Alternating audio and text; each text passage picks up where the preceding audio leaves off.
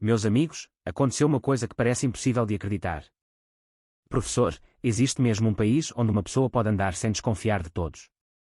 Foi com a voz a tremer que uma aluna de 17 anos, a Marambeki, me disse esta frase. Ela estudava numa das escolas privadas mais prestigiadas da África do Sul, uma instituição conhecida por formar filhos de juízes, diplomatas, empresários, académicos e futuros líderes do país. Eu trabalho na área da educação internacional há mais de 20 anos, já acompanhei estudantes em intercâmbios por vários continentes, já vi jovens ficarem impressionados com universidades famosas, museus gigantescos e cidades modernas. Mas nunca, absolutamente nunca, tinha visto a visão de mundo de um grupo inteiro de alunos mudar em apenas 48 horas. O plano original era simples: 25 estudantes sul-africanos, todos entre os 16 e os 18 anos, viajariam para a Irlanda para participar num curso intensivo de liderança académica numa universidade em Dublin. Era uma experiência cuidadosamente organizada, com autorizações, seguros, hotéis, contactos de emergência e reuniões com famílias. Mas, devido a uma tempestade atlântica severa que atingiu a Irlanda e provocou o encerramento temporário do aeroporto de Dublin, o voo foi desviado de emergência para Portugal, aterrando no aeroporto Humberto Delgado, em Lisboa. E meus amigos, o que parecia ser apenas um contratempo logístico transformou-se numa experiência que abalou profundamente aqueles jovens. Durante 48 horas inesperadas em Portugal, esses estudantes, educados num ambiente de privilégio, mas também marcados pela realidade complexa da África do Sul, descobriram um país que não correspondia aos estereótipos que tinham ouvido. Eles viram segurança nas ruas, respeito no transporte público, gentileza de desconhecidos, comida acessível e excelente, uma relação profunda entre tradição e modernidade, e sobretudo algo que os deixou sem palavras, uma sociedade onde a confiança ainda parecia possível. A viagem começou como uma emergência. Terminou como uma revelação. Por que razão estes alunos choraram em Portugal? O que viram nas ruas de Lisboa, nas estações de metro, numa pequena pastelaria portuguesa, num hospital público, num comboio para o Porto e nas ruelas históricas de Coimbra? Por que razão um jovem chamado James Kumalo, de apenas 16 anos, disse depois a um jornal da cidade do Cabo, em Portugal: a bondade das pessoas parece uma coisa normal. Esta frase provocou enorme discussão na África do Sul. Alguns elogiaram Portugal. Outros disseram que era exagero. Outros ainda ficaram incomodados com a comparação. Mas a verdade é que aqueles estudantes voltaram diferentes. E quando jovens que cresceram numa escola de elite, habituados a comparar países, sistemas e culturas, regressam a casa dizendo que Portugal lhes ensinou algo que não estava nos livros, vale a pena prestar atenção. Pura, Melbourne, Toronto e Nova York. Mas aquilo que vi em Lisboa, no Porto e em Coimbra ficou gravado na minha memória como uma das experiências mais emocionantes de toda a minha carreira. Antes de continuar, deixem o vosso gosto, subscrevam o canal e escrevam nos comentários se também acreditam que Portugal é frequentemente subestimado pelo mundo. Porque esta história, meus amigos, não é apenas sobre turistas surpreendidos. É sobre um país que muitos olham de fora com preconceito, mas que, quando se revela de perto, desmonta narrativas inteiras. Naquele dia, eu acompanhava 25 dos melhores alunos da St. Andrews College. Eram jovens brilhantes, disciplinados, falavam inglês com fluência académica, tinham estudado história europeia, economia global, política internacional e literatura contemporânea. Alguns vinham de famílias muito influentes. Havia a filha de uma juíza do Supremo Tribunal, o filho de um professor universitário, o neto de um empresário do setor mineiro, a sobrinha de um antigo diplomata. A equipa de professores era igualmente experiente. À frente do grupo estava o diretor, o Sr. Robert Sinclair, um homem rigoroso, culto, com doutoramento em educação comparada. A viagem à Irlanda tinha um objetivo claro: permitir que estes jovens conhecessem o sistema universitário europeu e ampliassem a sua visão como futuros líderes globais. O programa estava previsto para durar 10 dias. Mas quando a tempestade atingiu Dublin e o aeroporto suspendeu operações, tudo mudou. A companhia aérea anunciou que, por razões de segurança, o voo seria desviado para Lisboa. No início, os alunos ficaram inquietos. Alguns quase não sabiam nada sobre Portugal. Para eles, Portugal era talvez futebol, Cristiano Ronaldo, praias, vinho, fado e imagens bonitas no Instagram. Outros tinham uma visão confusa, achando que Portugal seria apenas um país pequeno e antigo, talvez simpático, mas sem grande relevância. E alguns, influenciados pela realidade sul-africana, perguntaram discretamente se seria seguro circular num país desconhecido à noite. Essa inquietação era compreensível. Quem vem de uma sociedade marcada por desigualdade, insegurança urbana e tensões históricas carrega sempre uma espécie de alerta interior. Os alunos estavam habituados a cuidados constantes, não andar sozinho à noite, não mostrar telemóveis na rua. Quando entramos no terminal, os alunos começaram imediatamente a olhar em volta com expressões diferentes. Apesar de já ser noite, o aeroporto estava funcional, iluminado, limpo e organizado. Havia equipas de limpeza a circular discretamente, funcionários nos balcões, sinalética em português e inglês, informações claras nos ecrãs, e uma sensação geral de movimento controlado. Nada parecia abandonado. Nada parecia improvisado. Professora, isto parece mesmo um aeroporto europeu, mas mais calmo do que eu esperava, disse Amara. Eu percebi o que ela queria dizer.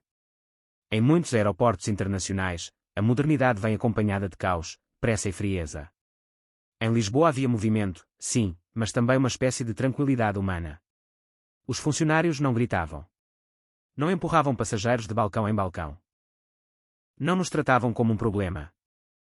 Ao perceberem que éramos um grupo escolar vindo da África do Sul devido a um desvio de emergência, os funcionários reagiram com uma atenção que emocionou o diretor. Criaram uma fila de apoio para o grupo, explicaram pacientemente os procedimentos, ajudaram com formulários, indicaram onde recolher bagagens e até perguntaram se havia alunos menores com necessidades médicas ou alimentares específicas. O mais marcante foi a forma como nos trataram. Sem suspeita. Sem superioridade.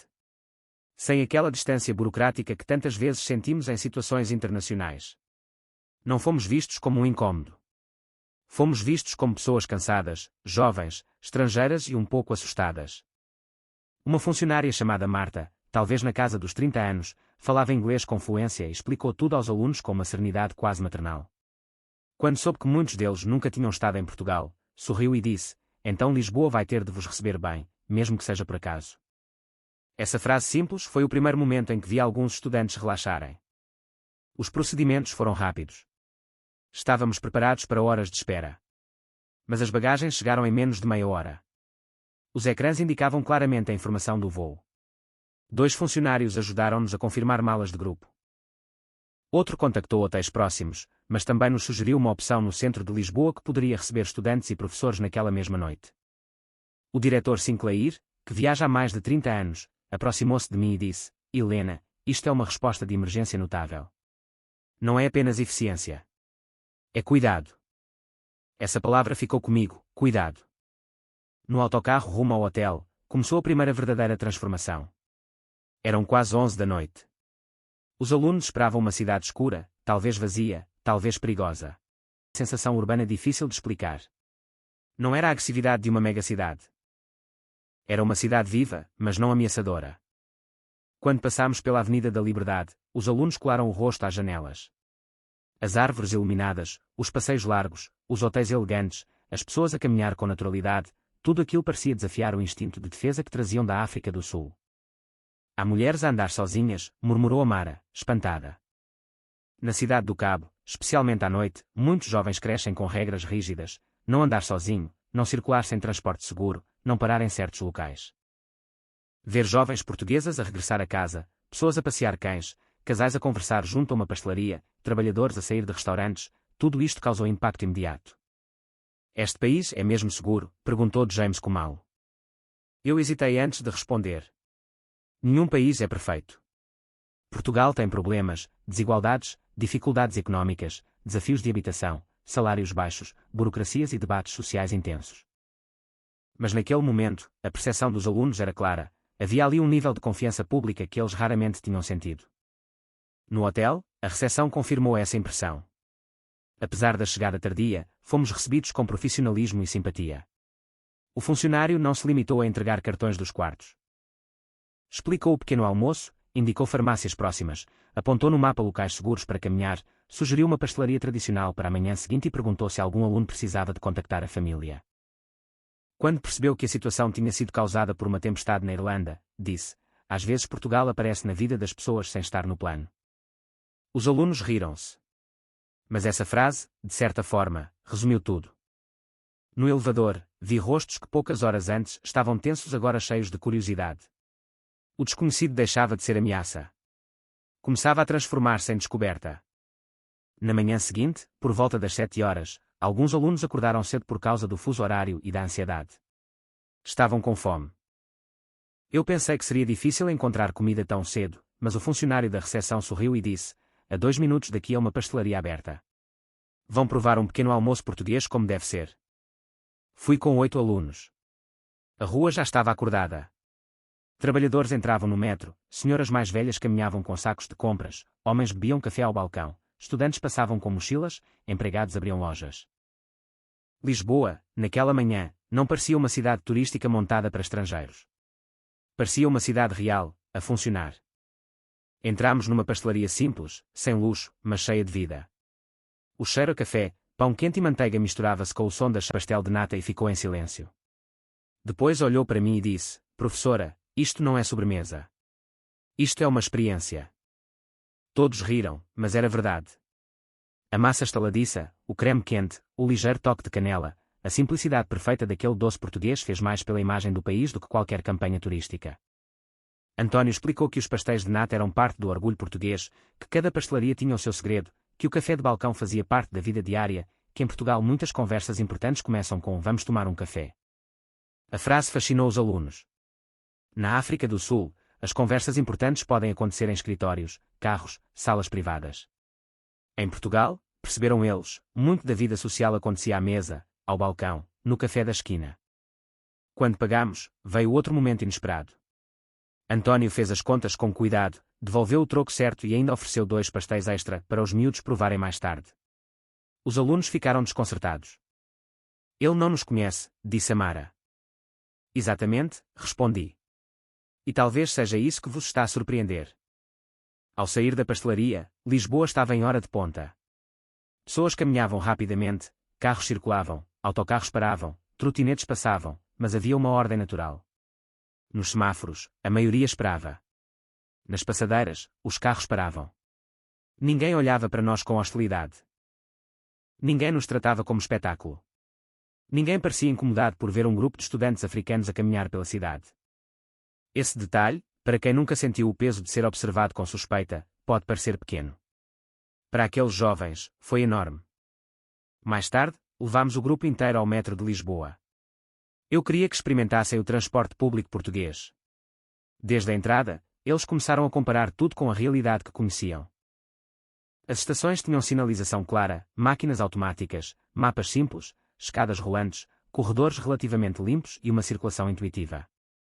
Não era um sistema perfeito, nem o mais moderno do mundo, mas era funcional, acessível e surpreendentemente civilizado aos olhos deles. Na plataforma, o comboio chegou. As portas abriram. As pessoas deixaram sair antes de entrar. Ninguém gritou. Ninguém empurrou violentamente. Uma cidade que tinha sofrido, reconstruído e continuado a viver com dignidade. Essa observação surpreendeu-me, porque era exatamente o tipo de leitura que eu esperava de uma estudante madura de literatura. Ela percebeu que Portugal não era apenas bonito. Era carregado de memória. Num café próximo, os alunos começaram a debater o que tinham visto. Sempre nos ensinaram que a Europa rica era Londres, Paris, Alemanha, Suíça, disse Sarah Naidoo, de 18 anos. Mas Portugal mostra uma coisa diferente. Não parece arrogante. Parece humano. Essa frase provocou discussão. Um aluno lembrou que Portugal também teve um passado colonial e que não podia ser romantizado. E eu concordei plenamente. Portugal, como qualquer país, tem uma história complexa, com capítulos brilhantes e capítulos dolorosos. Mas o que os alunos estavam a sentir não era uma negação da história. Era a descoberta de uma sociedade contemporânea onde, apesar dos problemas, ainda existia uma certa delicadeza nas interações do dia-a-dia.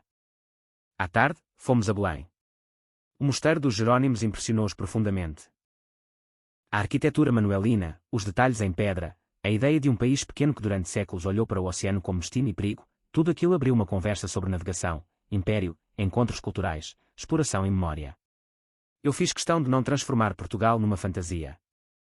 Falei também das contradições da história portuguesa. E talvez por isso os alunos tenham respeitado ainda mais o país, porque perceberam que Portugal não precisava de ser perfeito para ser fascinante. Quando provaram novamente pastéis de nata em Belém, houve quase uma cena cômica. James declarou que aquilo deveria ser património emocional da humanidade. Amara respondeu que, se a escola servisse pastéis de nata no pequeno almoço, os alunos estudariam com mais alegria. Até o diretor Sinclair, geralmente contido, sorriu e comprou uma caixa para levar ao hotel. À noite, caminhámos por uma zona movimentada de Lisboa. Os alunos voltaram a reparar na presença de jovens e mulheres nas ruas. Viram pessoas em esplanadas, grupos a conversar, artistas de rua, turistas e moradores misturados. Claro que havia cuidados. Claro que nenhum professor responsável diria a adolescentes para agirem sem prudência. Mas a atmosfera geral era de confiança, não de medo. Entramos numa pequena mercearia aberta até tarde. A funcionária, uma jovem portuguesa chamada Inês, trabalhava sozinha. Os alunos ficaram admirados. Na nossa cidade, uma rapariga desta idade dificilmente trabalharia sozinha à noite numa loja, disse Amara. Inês ouviu parte da conversa e respondeu em inglês: aqui também temos problemas. O que mais marcou o grupo. Sara começou a sentir-se mal durante a manhã. Tinha tonturas, fraqueza e náuseas. Talvez cansaço da viagem, stress, desidratação, alimentação diferente. Os alunos ficaram assustados. Estávamos num país inesperado, sem contacto médico prévio. Liguei para o número de emergência. Para minha surpresa, consegui apoio claro e eficiente.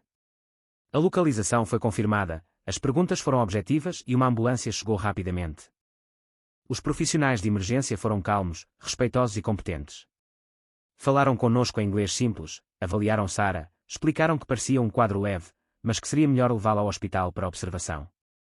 O cuidado com que trataram uma jovem estrangeira impressionou todos. Não houve impaciência. Não houve frieza. Não houve cobrança imediata antes do atendimento. No hospital, a organização voltou a surpreender. Havia muita gente, sim. O sistema não era mágico. Havia espera, movimento, pressão. Mas havia triagem, explicações, prioridade adequada e acompanhamento. Uma enfermeira explicou aos alunos que Sara estava estável. Um médico falou conosco com paciência. Foram feitos exames básicos, hidratação e observação. O diagnóstico foi simples: exaustão, desidratação leve e stress de viagem. O mais impressionante para os alunos não foi apenas o tratamento médico. Foi a forma como Sara foi tratada como pessoa. Uma jovem, estrangeira, assustada, longe da família.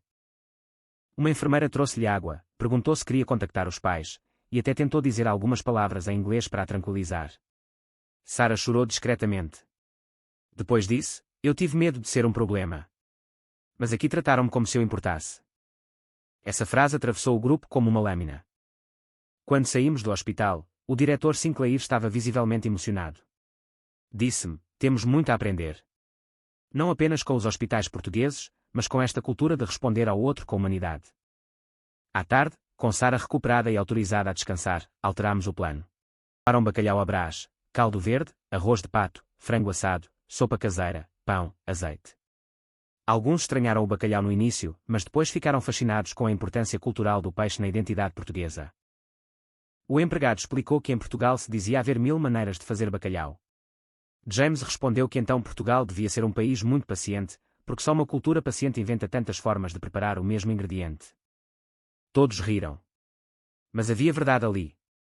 A cozinha portuguesa ensinava-lhes algo sobre criatividade dentro da simplicidade, sobre fazer muito com pouco, sobre transformar ingredientes humildes em memória coletiva.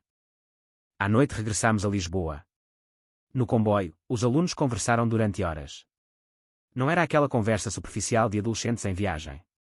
Era uma reflexão séria sobre sociedade, educação, segurança, história, desigualdade, confiança e futuro. Amara disse: eu cresci a pensar que progresso era ter prédios altos, dinheiro e universidades famosas. Mas Portugal mostra que progresso também é uma rapariga poder voltar para casa sem medo, um empregado tratar-nos com respeito, um estudante levantar-se para uma pessoa idosa.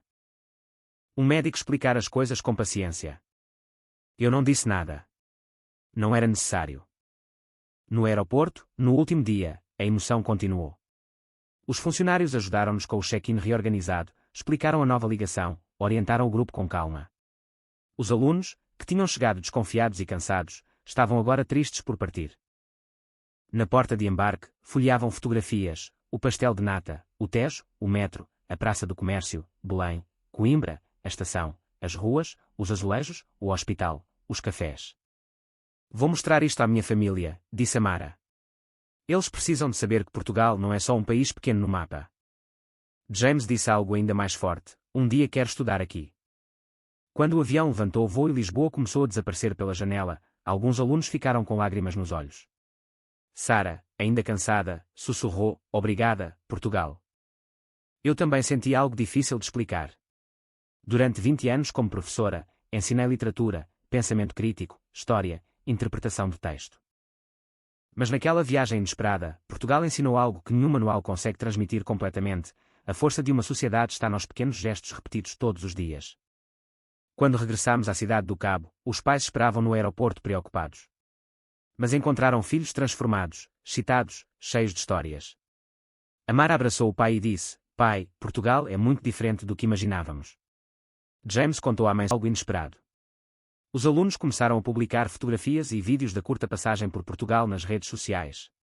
Um vídeo de estudantes portugueses a lerem no comboio teve milhares de visualizações.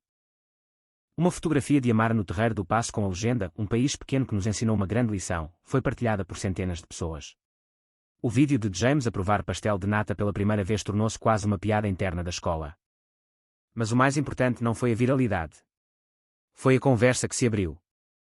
Na St. Andrews College, os alunos fizeram uma apresentação sobre Portugal. Não falaram apenas de turismo. Falaram de confiança social, transportes públicos, espaços urbanos, cultura alimentar, acesso a cuidados de saúde, respeito pelos idosos, equilíbrio entre tradição e modernidade. O diretor Sinclair levou o tema ao Conselho Pedagógico. Propôs que Portugal fosse incluído como caso de estudo no programa de educação comparada da escola. Alguns pais ficaram surpreendidos. "Portugal?" perguntavam. "Por que Portugal?" E os alunos respondiam: "Porque fomos obrigados a parar lá e descobrimos que talvez estivéssemos a olhar para o mundo de forma errada." Essa é a parte mais poderosa desta história. Portugal não tentou impressioná-los. Não organizou uma cerimónia. Não preparou uma recepção oficial. Não montou um espetáculo para estrangeiros. Portugal simplesmente funcionou. E, ao funcionar com a humanidade, desarmou 25 jovens habituados a desconfiar. 3 meses depois, a procura por aulas de português na nossa escola aumentou de forma surpreendente. Alunos que antes queriam apenas estudar em Londres ou Nova Iorque começaram a perguntar por universidades portuguesas. Alguns pesquisaram Lisboa, Porto, Coimbra, Braga e Aveiro. Pais começaram a considerar Portugal como destino seguro para intercâmbio.